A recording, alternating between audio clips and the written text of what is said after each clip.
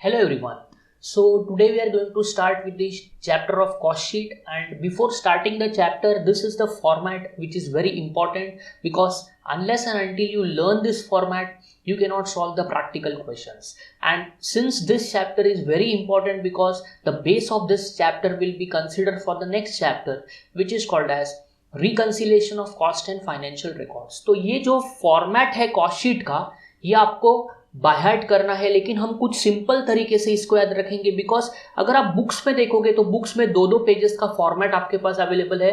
सो मैं कुछ आपको सिंपल ट्रिक्स बताऊंगा जिससे आप ये फॉर्मेट को इजी तरीके से आप याद रख सकोगे. सो कॉस्ट शीट के बारे में हमने प्रीवियस सेशन में ऑलरेडी डिस्कस कर लिया है कि कॉस्ट शीट होता क्या है. तो कॉस्ट शीट क्या है? Cost sheet is a statement which records all the expenses related to a product. तो जितने भी प्रोडक्ट से रिलेटेड एक्सपेंसेस है उसको प्रॉपरली डिवाइड किया जाता है, उसको प्रॉपरली बाइफरकेट किया जाता है इनटू वेरियस हेड्स, ताकि हम हमारे एक टाइप के ओवरहेड्स पे हमारा कितना एक्सपेंसेस है वो इजी तरीके से आइडेंटिफाई कर सके. सो बेसिकली अगर हम कॉस्ट शीट का फॉर्मेट देखें तो फॉर्मेट कुछ इस तरीके से है. सबसे पहले हमें 3 पॉइंट याद रखने हैं. सो यहाँ पे मैंने फॉर्मेट तो लिखा ही है आपकी अंडरस्टैंडिंग के लिए. 3 point. 1 is direct material, second is direct wages and third is direct expenses. तो साइड बाय साइड में आपको छोटा सा फॉर्मेट जो आपको याद रखने के लिए काफी इजी रहेगा वो हम साइड बाय साइड देखेंगे. तो first of all direct materials. तो डायरेक्ट मटेरियल्स में क्या क्या कवर होगा? तो direct materials includes opening stock of raw materials, purchases of raw materials, expenses on freight, carriage inward. ये सारे पॉइंट्स कवर होंगे और इन सारे पॉइंट्स को हमें ऐड करना है और closing stock of raw materials को हमें डिडक्ट करना है. कभी कभी क्या होता है कि क्वेश्चन में आपको डायरेक्ट मटेरियल्स डायरेक्टली अमाउंट दिया जाता है, but when amount is not available in the question, this is the method to calculate, and that is opening stock of raw materials, add purchases, add all expenses related to the materials, carriage inward, freight, और उसमें से हमें closing stock को deduct करना है. Then we will get the answer as net materials consume, जिसको आप direct materials consume भी बोल सकेंगे. तो सबसे पहला स्टेप हमें कैलकुलेट करना है डायरेक्ट मटेरियल. तो जो भी आपका डायरेक्ट मटेरियल होगा वो डायरेक्टली दिया होगा, अगर डायरेक्टली नहीं दिया तो आपके क्वेश्चन में से हमको कैलकुलेट करना है. Next is direct wages. Direct wages के लिए बहुत सारे अल्टरनेटिव नेम्स है. I have already written over here. Direct wages can be also called as productive wages. तो डायरेक्ट वेजेस दिया होगा, प्रोडक्टिव वेजेस दिया होगा, या फिर डायरेक्ट लेबर भी दे सकते हैं. सो ये पॉइंट आपके क्वेश्चन में अवेलेबल होगा, इसको भी हम लिखेंगे. Then the direct expenses related to the points such as royalty.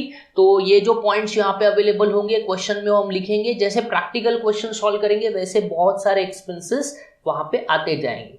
तो ये हमने डायरेक्ट एक्सपेंसेस भी लिख दिया.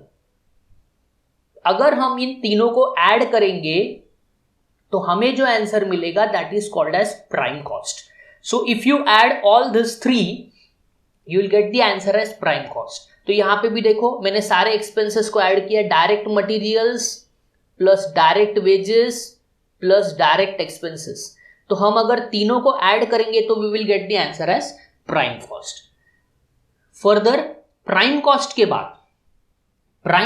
बाद आपको ऐड करना है add factory overheads. I am writing the short form, यहां पे फुल फॉर्म आपके पास अवेलेबल है फॉर्मेट का. Add factory overheads. तो फैक्ट्री ओवरहेड्स का मतलब ऐसे एक्सपेंसेस जो फैक्ट्री को रिलेट करेंगे. So I have taken many examples over here such as indirect wages, works manager salary, works is factory, depreciation on plant, technical director salary, बहुत सारे हैं और भी आप अपने बेसिस पे यहाँ पे लिख सकते हैं. जो कॉमन बार बार क्वेश्चंस में पूछे जाते हैं वो मैंने यहाँ पे लिखे हैं. उसके साथ आपको क्वेश्चन में कभी कभी दिया जाता है सेल ऑफ फैक्ट्री स्क्रैप. तो सेल ऑफ फैक्ट्री स्क्रैप को आपको लेस करना है. सो फैक्ट्री ओवरहेड्स के बहुत सारे पॉइंट्स हैं, वो लिखने के बाद उनको अगर आप ऐड करोगे ओनली फैक्ट्री ओवरहेड्स तो आपको क्या मिलेगा? That will B total factory overheads. फिर उसमें ओपनिंग स्टॉक ऑफ WIP और closing stock of WIP less करना है. फिर जो भी आंसर आएगा वो हम यहाँ पे लिखेंगे. समझो ये हमें आंसर मिला, क्रॉस लिख रहा हूं. देन हमें क्या करना है? प्राइम कॉस्ट में ये जो फैक्ट्री का आंसर मिला इसे प्लस करना है. सो हमें जो भी आंसर उसके बाद मिलेगा that will be called as works cost. So works cost can be also called as factory cost, but works cost is an appropriate word. अगर आप factory cost भी लिखोगे तो गलत नहीं है. So factory cost कैसे मिलता है या works cost कैसे मिलता है? Prime cost में अगर हम factory overheads के सारे final answer को add करेंगे तो हमें मिलेगा works cost. तो this is my works cost. थोड़ा सा रिवाइज कर लेते हैं. How do we get prime cost? Direct material plus direct wages plus direct expenses. We get the answer as prime cost. Prime cost में हम factory overheads के सारे points को प्लस करेंगे तो हमें मिलेगा वर्क्स कॉस्ट. तो हमारा पहला ओवरहेड्स है फैक्ट्री ओवरहेड्स.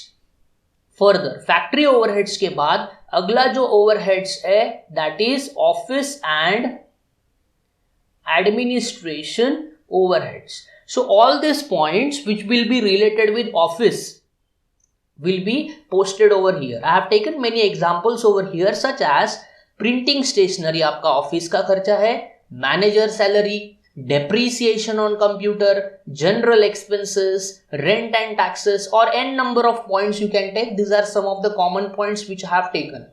So पहला हमारा एक्सपेंस था या पहला हमारा ओवरहेड्स था फैक्ट्री. सेकंड हमारा ओवरहेड्स कौन सा है? Office and administration. तो सिमिलर करना है जैसे फैक्ट्री के लिए किया था. ऑफिस एंड एडमिनिस्ट्रेशन के जितने भी पॉइंट्स है वो जितने भी पॉइंट्स है सबको हमें ऐड करना है और ऐसे बाहर लिखना है. फर्दर उसके बाद क्या करना है? वर्क्स कॉस्ट में जो आपका आंसर मिला है ये फैक्ट्री का जो वर्क्स कॉस्ट है उसका जो आंसर है वो और ये एडमिनिस्ट्रेशन का जो आंसर है इसको हमें प्लस करना है.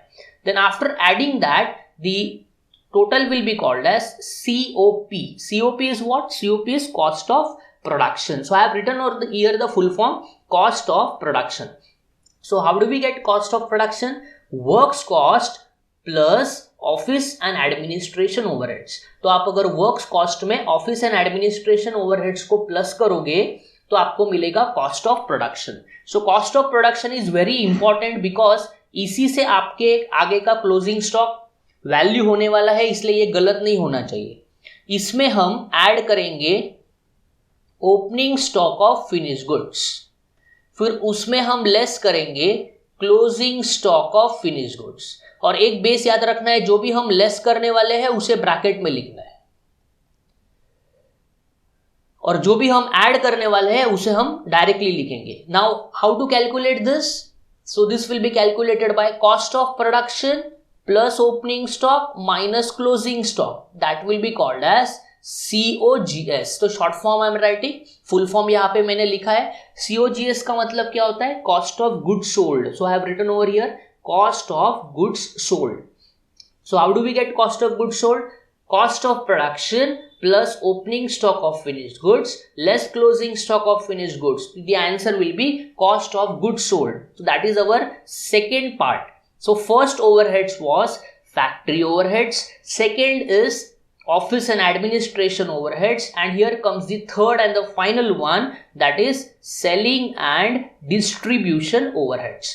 तो सेलिंग एंड डिस्ट्रीब्यूशन मतलब ऐसे एक्सपेंसेस जो हम सेल्स करते वक्त लगाएंगे. दैट इज मैंने यहाँ पे एग्जांपल लिखे हैं advertisement, delivery van expenses, carriage outward, salesman's commission, depreciation on delivery van. तो नॉर्मली ये ही सारे एक्सपेंसेस बहुत बार आपके पास पेपर में आएंगे. सो बहुत सारे ब्रांड एम्बेसडर का एक्सपेंसेस. तो whatever is related to sales is consider as selling and distribution overheads.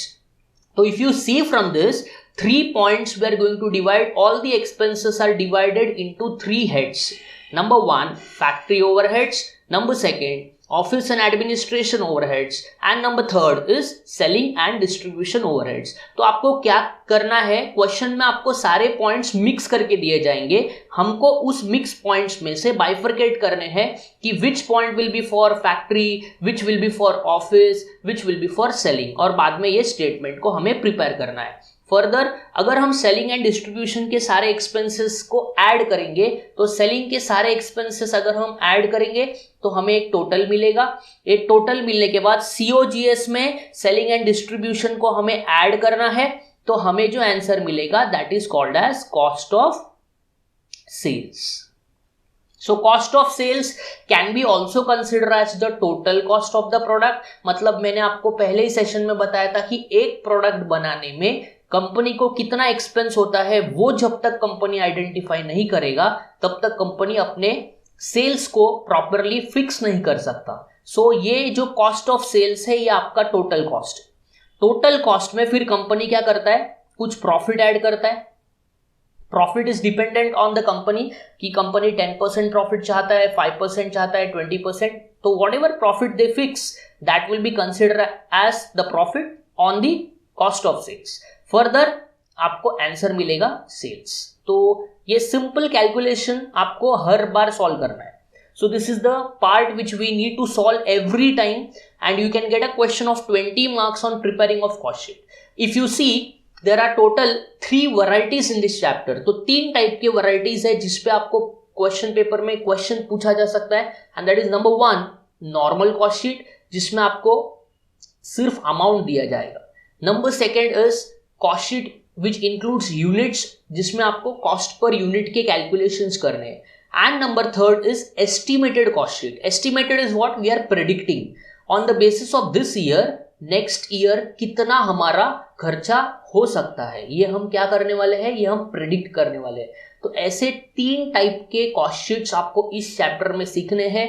काफी इंपॉर्टेंट चैप्टर है बिकॉज यही चैप्टर का बेस अगला जब हम चैप्टर पढ़ेंगे रिकंसिलिएशन उसमें भी यूज होगा, बिकॉज यही फॉर्मेट आपको रिकंसिलिएशन में भी करना है। तो सिंपल फॉर्मेट है, एक बार क्विकली रिवाइज कर लेंगे।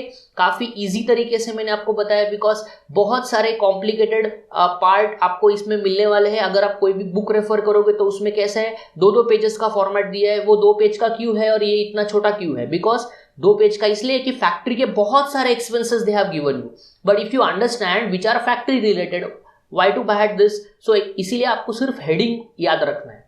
सो क्या है हमारा heading, simple, direct materials, direct wages, direct expenses. Answer मिलेगा प्राइम कॉस्ट। प्राइम कॉस्ट में अगर हम ऐड करेंगे फैक्ट्री ओवरहेड्स तो आंसर मिलेगा वर्क्स कॉस्ट। वर्क्स कॉस्ट में अगर हम ऐड करेंगे ऑफिस एंड एडमिनिस्ट्रेशन ओवरहेड्स तो हमें आंसर मिलेगा cost of production. Cost of production plus opening stock of finished goods less closing stock of finished goods will get COGS. What's the full form of COGS? Cost of goods sold. If you add selling and distribution overheads in cost of goods sold, you will get the answer as cost of sales.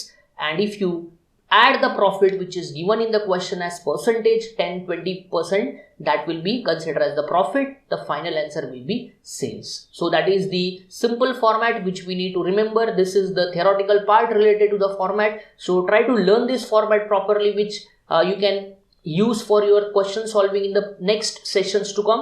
तो next session में हम question solve करने वाले हैं cost sheet से related, किसको किस तरीके से लिखना है वो भी मैं आपको बताऊंगा। Thank you very much. Next session में मिलेंगे कुछ नए पॉइंट्स के साथ।